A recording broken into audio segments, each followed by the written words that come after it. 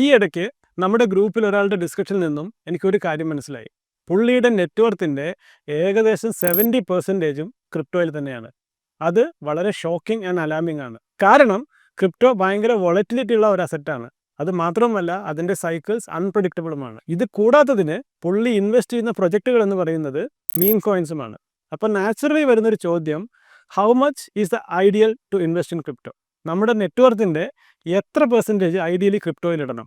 Of course അത് വളരെ personal ആയിട്ടുള്ള ഒരു ചോയ്സാണ്. എങ്കിലും ഇത് സിമ്പിളായിട്ടുള്ള ഉത്തരം എന്ന് പറയുന്നത് the money you can afford to lose. Loan എടുത്തും കിഡ്നി വിറ്റും ഒന്നും ഇൻവെസ്റ്റ് ചെയ്യരുത്. നമ്മുടെ രാത്രിയിലത്തെ ഉറക്കം കളയുന്ന ഒരു ഇൻവെസ്റ്റ്മെൻറ്റും നോട്ട് വർത്ത് ഇറ്റ്, പ്രത്യേകിച്ച് ക്രിപ്റ്റോ പോലുള്ള ഒരു റിസ്കി സെഗ്മെൻറ്റിൽ. അതുകൊണ്ട് വളരെ അഫോർഡബിൾ ആയിട്ടുള്ള ഒരു ഇൻവെസ്റ്റ്മെൻറ്റ് മാത്രം ക്രിപ്റ്റോയിൽ പ്ലാൻ ചെയ്യുക. Remember, crypto is not still regulated and heavily manipulated. Day to day manipulation മാത്രമല്ല, even the long cycle is manipulated. അതുകൊണ്ട് manage your risk and investment wisely.